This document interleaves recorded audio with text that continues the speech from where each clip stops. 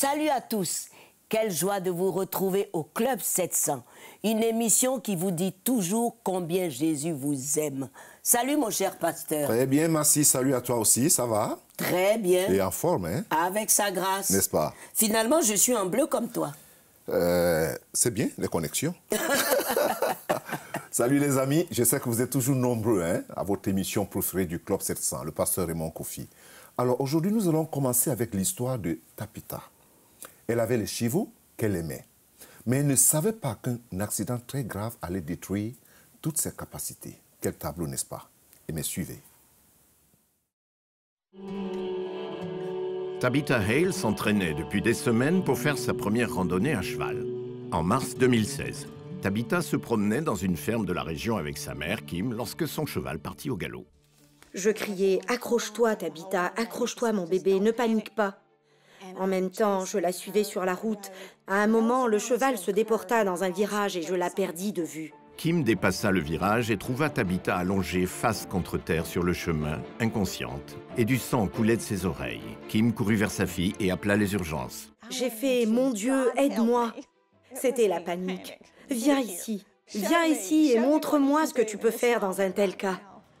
Les ambulanciers emmenèrent Tabitha dans un centre médical du nord-est de Géorgie. Kim avait appelé Jacob, le mari de Tabitha, qui était à la maison avec leurs 4 garçons. À l'hôpital, la famille apprit que Tabitha s'était fracturé le crâne, provoquant le gonflement de son cerveau et des saignements. Tout au début, quand vous ne pouvez pas lui parler et qu'elle ne peut pas vous parler et qu'elle est inconsciente, c'est un moment effrayant. Le neurochirurgien Arun Jacob expliqua que le gonflement s'aggravait et qu'elle avait besoin d'une intervention chirurgicale immédiate pour enlever une partie de son crâne afin de soulager la pression sur son cerveau. Si ça continue de gonfler, il y aura une pression sur le tronc cérébral. Et là, son état peut se détériorer très rapidement, jusqu'au point de non-retour. Sa respiration peut s'arrêter, son cœur peut s'arrêter. Elle peut passer en état de mort cérébral en 1 heure, peut-être moins. Des amis et des membres de la famille se rassemblèrent à l'hôpital et passèrent le message demandant aux gens de prier pour un miracle. J'ai pensé « Dieu, tu me l'as donné. Tu m'as béni avec le plus bel enfant, le plus unique. Je vais te faire confiance. » Tabitha survécut à l'opération, mais le docteur Jacob avertit la famille qu'elle pourrait être physiquement ou mentalement handicapée. Je suppose que ma plus grande crainte dans toute cette affaire était qu'elle ne me reconnaisse pas, moi, ou nos garçons. Je ne m'inquiétais pas vraiment du fait qu'elle pourrait être en fauteuil roulant ou quelque chose comme ça. Je voulais juste qu'elle sache qui nous étions. Avec Tabitha passant de l'état conscient à inconscient sans arrêt, le moindre signe de progrès donnait de l'espoir à la famille. Ils ont pris un stylo et ils l'ont frotté à son pied. Et ses orteils ont bougé. Et c'est fou que quelque chose d'aussi simple que voir ses orteils bouger vous pousse presque à crier « Merci mon Dieu ». C'est presque comme voir votre enfant marcher pour la première fois. Je lui ai dit « Tu sais que je t'aime ». Et elle a essayé de me dire... Elle a essayé de me dire qu'elle m'aimait aussi. Je veux dire... C'est ma meilleure amie. C'est l'amour de ma vie. Le 3e jour, Tabitha rencontra Candy Jarvis, une infirmière en soins intensifs qui se mit à travailler avec Tabitha pour qu'on puisse la débrancher du respirateur le plus tôt possible.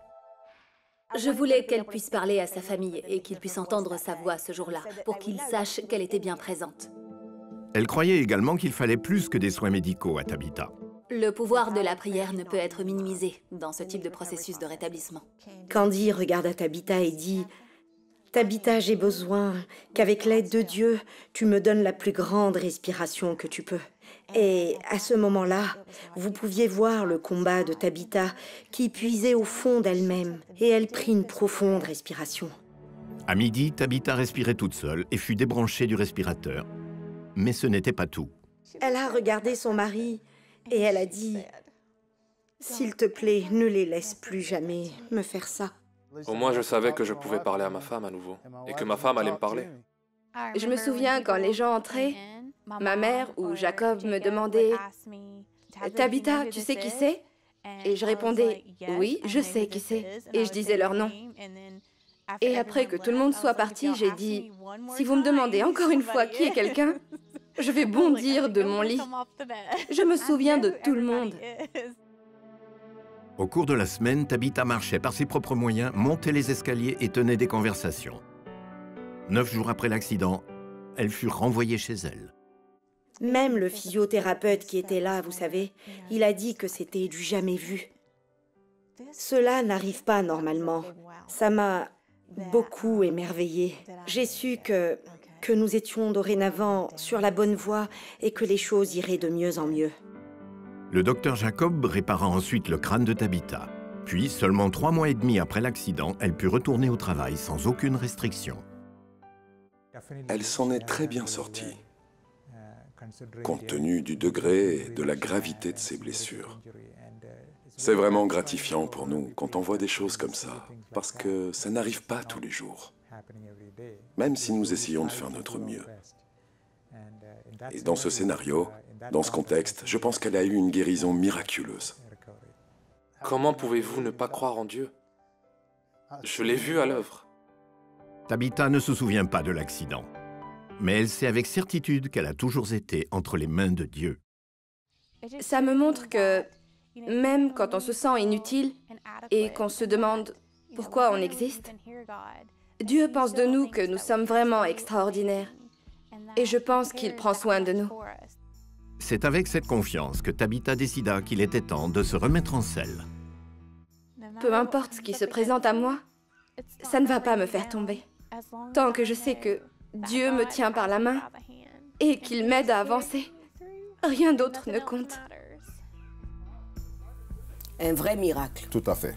On ne peut pas dire autrement, hein, Massi, parce que, d'ailleurs, de savoir, aussi, je voudrais dire une chose, Massi, c'est que les accidents, c'est partout. Oui. Tout le long de la vie, oui. Tout le long du chemin, on rencontre des accidents, qu'on le veuille ou pas. Mais ce qui est important, c'est comment Dieu garde les gens. Oui, parce que elle, cette passion-là, finalement, la conduisait à la mort. À la mort, oui. Mais les médecins étaient très étonnés. Ce qui m'a frappé dans cette histoire, c'est la communauté des saints autour oui. de la fille. Oui.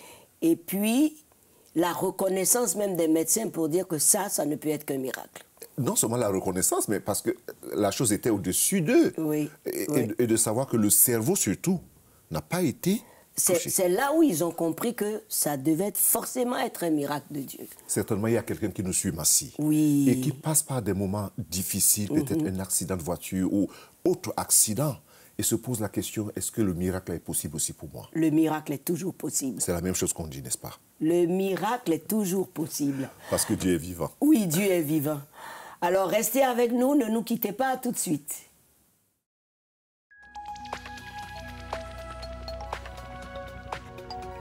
Si vous avez des questions spirituelles, des besoins de prière ou même si vous avez besoin de conseils, n'hésitez pas à nous contacter aujourd'hui à cette adresse ou au numéro suivant. Nos conseillers sont là pour vous aider. N'oubliez pas, nous sommes là pour vous.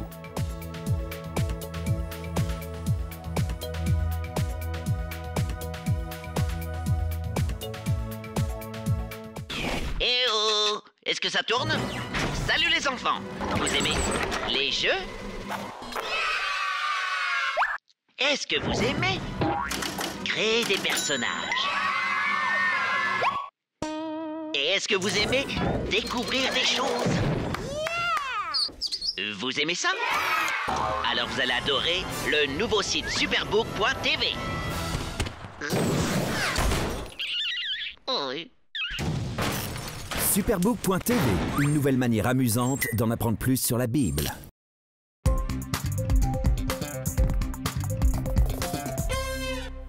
Bienvenue pour suivre les bonnes nouvelles de Jésus-Christ. J'ai une question pour vous. Que faire quand depuis votre enfance, on vous a traité de bâtard, de vaurien, de toutes sortes de maltraitances que vous avez vécues toute votre vie? Eh bien, regardez le résultat. J'en suis venu à penser que Christ n'était pas vraiment pour moi, parce que quand j'étais jeune, que j'allais à l'église, j'avais l'impression qu'on ne voulait pas de moi. Donc si on ne voulait pas de moi, ça voulait dire que leur Dieu ne devait pas vouloir de moi non plus. Le père de Brian Bryce partit quand il était encore petit garçon. J'avais encore beaucoup de ressentiment à l'égard de mon père biologique. Je suppose que j'avais le sentiment qu'il m'avait abandonné. Pourquoi? J'étais pas assez bien pour qu'il reste. J'avais l'impression qu'il y avait un vide dans ma vie, comme si quelque chose me manquait, qu'il y avait quelque chose qui n'allait pas chez moi. La mère de Brian l'éleva et son beau-père le traita bien. Mais Brian se sentit toujours mal dans sa peau. Je pensais devoir être parfait pour être aimé. Peut-être parce que mon père adoptif risquait de ne pas rester non plus. Ses parents l'emmenèrent dans une église de banlieue aisée.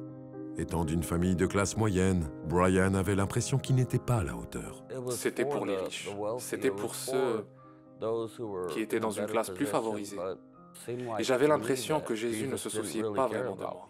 Brian était petit et souvent on le tyrannisait à l'école. Mais au fur et à mesure qu'il grandissait, sa colère grandissait de même. Plus on m'intimidait, plus je m'en prenais aux autres. C'est ça qui me nourrissait. Je me bagarrais. Une fois, j'ai frappé la tête d'un gars avec une boîte de conserve. Il finit par adhérer à un gang. Je me sentais à ma place. On était juste, on était tous des gens brisés.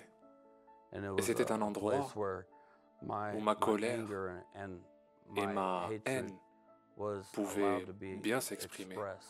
Brian fut arrêté à plusieurs reprises et purgea des peines dans des centres de détention pour mineurs et de la prison.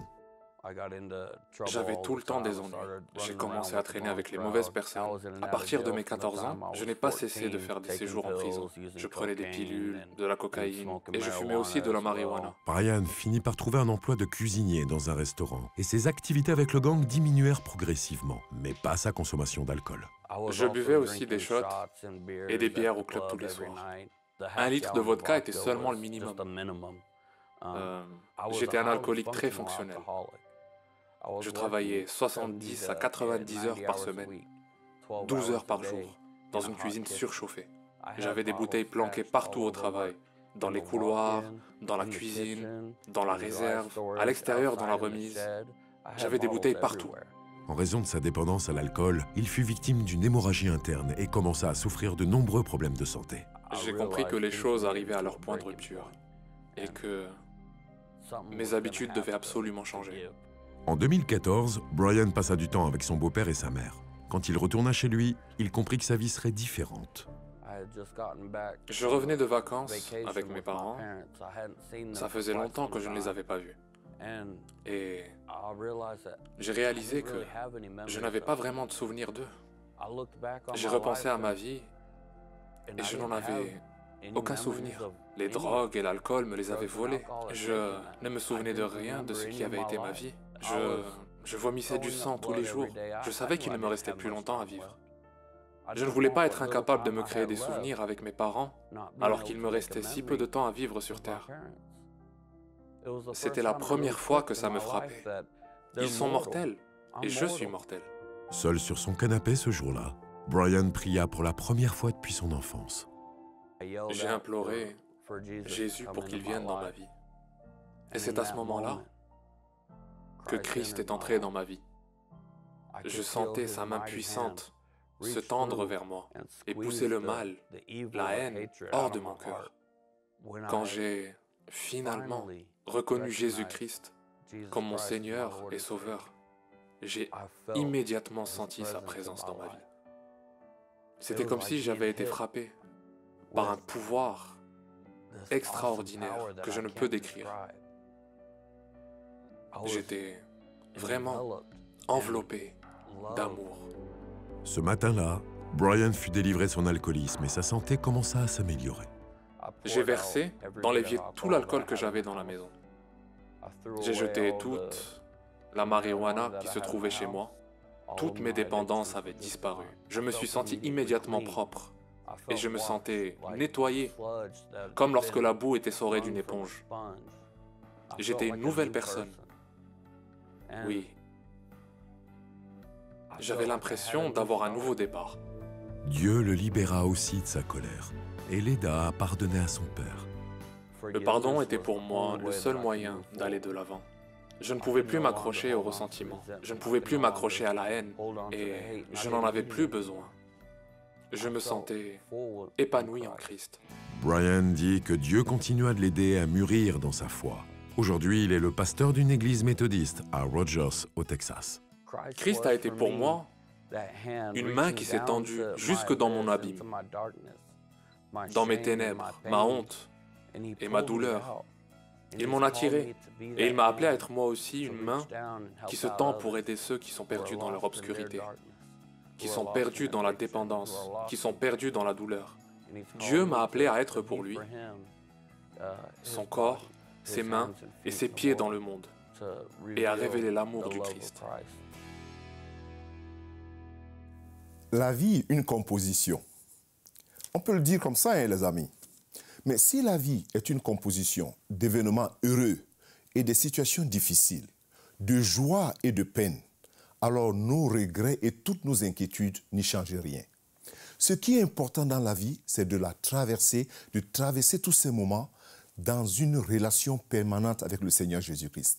C'est lui le Sauveur et vivant, qui nous aime et qui sait partager avec nous ces différentes facettes de la vie. Et les Écritures nous le disent toujours dans l'Épître aux Hébreux, qu'il a dû être rendu semblable en toutes choses à ses frères, afin qu'il fût un souverain sacrificateur, miséricordieux, fidèle dans le service de Dieu, pour faire l'expiation des péchés du peuple.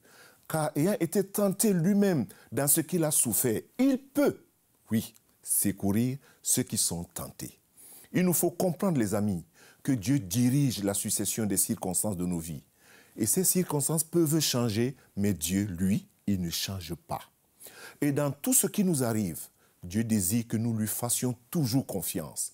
Qu'importe si tout va bien, rendons-lui grâce.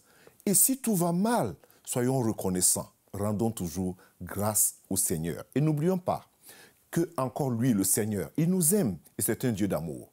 Et il n'est pas dépassé par quelque situation que ce soit. Je ne sais pas quelle est la situation que tu traverses, mais je voulais t'inviter à prier avec moi en ce moment. Dieu n'est pas dépassé par quelque situation que ce soit. Alors dis tout simplement ceci.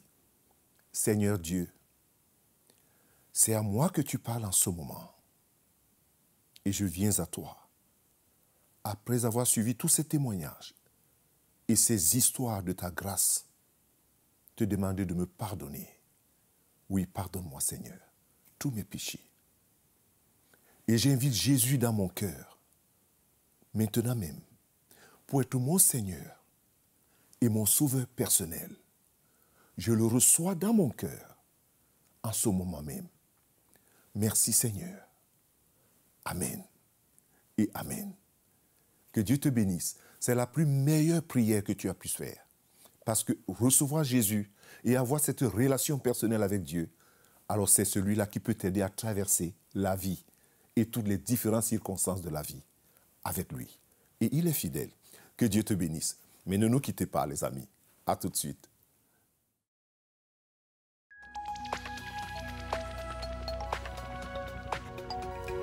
Si vous avez des questions spirituelles, des besoins de prière ou même si vous avez besoin de conseils, n'hésitez pas à nous contacter aujourd'hui à cette adresse ou au numéro suivant.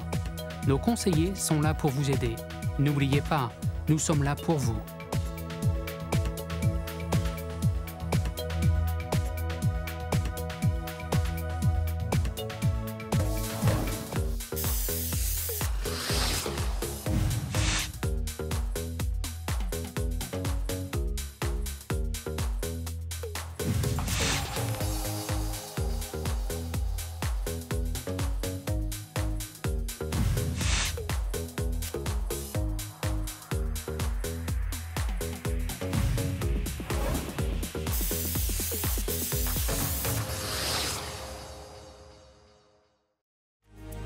Découvrez encore plus avec Chris, Joy et Gizmo.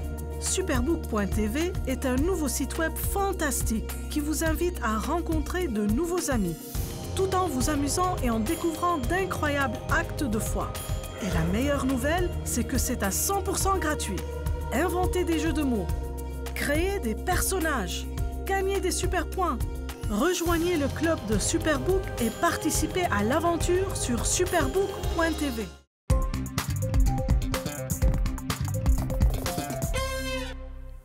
Bienvenue de nouveau, le Club 700 continue maintenant avec la rubrique que vous attendez tant. Les questions et les réponses. Ah, j'espère que je serai à la hauteur. Tu seras à la hauteur, j'en suis sûre. Alors, si tu es prêt pour la première question, Oui. qui nous vient de RDC, cette fois-ci. Comment connaître l'homme ou la femme de sa vie? Waouh, ça c'est une très bonne question, Massi. Très bien. Aujourd'hui, les gens ont plusieurs approches quand ils veulent se marier. Il faut dire la chose comme elle est. Oui. Alors, il y a peut-être 2 ou 3 façons, si je veux utiliser les termes de la personne. Oui. Lorsqu'on a la grâce et la faveur d'avoir encore ses parents, il faut avoir une bonne relation avec ses parents. Parce que dans bon nombre de cultures, en passant par les parents, on peut aussi savoir dans quelle famille on peut entrer. Ça, c'est une façon de s'approcher un peu plus dans ce domaine. L'autre, c'est la prière. Dieu parle. Oui. J'estime que la personne pose la question ici parce que souvent, les gens ont plutôt les regards fixés sur le physique, sur ce qui est extérieur sans savoir ce qui est à l'intérieur. Mais Dieu parle. Celui qui connaît la prière, celui qui connaît la parole de Dieu, celui qui connaît écouter Dieu, peut aller devant le Seigneur, poser la question au Seigneur et le Seigneur va lui parler, peut même lui donner des indications dans son esprit. Mais il ne faut pas aussi trop rêvasser sur ces choses-là. Oui. La troisième façon, c'est avoir un ami, quelqu'un dont on a vraiment confiance et qu'on aime, et qui vous aime aussi, qui vous fait du bien. La personne aussi peut vous aider à savoir comment trouver la bonne femme. En vous donnant des conseils, alors? Des conseils. Et puis même des propositions, parce que la personne peut voir que telle personne est vraiment bien pour et une vous. autre personne, donc, voilà. hésiter. Voilà. C'est difficile. C'est difficile, mais oui. il ne faut pas toujours aller dans ce domaine seul. Ah, d'accord. Voilà, il ne faut pas aller seul, parce que Dieu nous a bénis avec des parents ou des autorités ou des aînés qui sont là pour des conseils. Très bien. Parce que Dieu gère l'univers par le conseil aussi. C'est très important, Massi. Et il y a du succès dans le nombre de conseillers, dit le livre de Proverbes. Tout à fait, Massi. Bon, comment reconnaître qu'un miracle vient de Dieu? Alors là, encore, c'est une autre question. C'est vrai qu'aujourd'hui, il y a tellement de miracles. On entend parler tellement de miracles. Mais il faut aussi savoir que tout miracle n'est pas forcément un miracle qui vient de Dieu. Parce que la Bible nous enseigne que l'ennemi est capable, le diable peut faire descendre le feu du ciel. Ça ne veut pas dire que c'est Dieu uniquement. Et se changer en ange de lumière. Voilà. Le miracle qui vient de Dieu porte 2 choses. Lorsque la personne reçoit ce miracle, il y a l'humilité. Et toute la gloire est donnée à Dieu. Très bien. Pas à l'homme. Surtout quand Dieu fait quelque chose vraiment de formidable dans la vie d'une personne, la première indication, c'est l'humilité. Et le fait de savoir que c'est Dieu, et c'est-à-dire donner toute la gloire à Dieu. Derrière chaque vrai miracle qui vient de Dieu, on se cache derrière le Seigneur et on laisse Dieu devant. Là, c'est très important.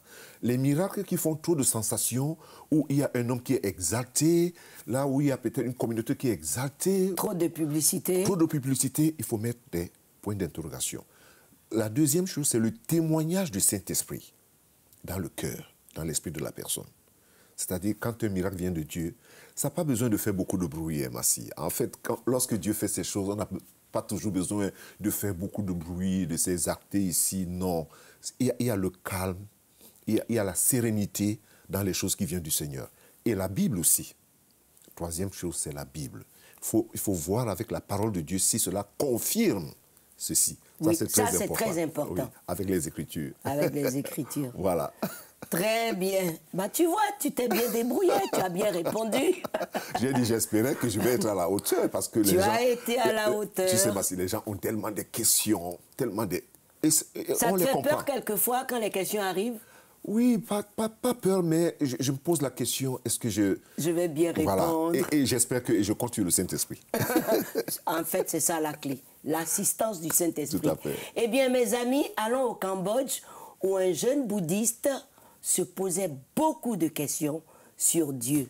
Eh bien, surprise, qu'est-ce qu'il a trouvé? Regardez. Un dimanche matin, Ongli entendit des enfants dans un immeuble voisin. Puis le professeur lui fit signe de se joindre à eux.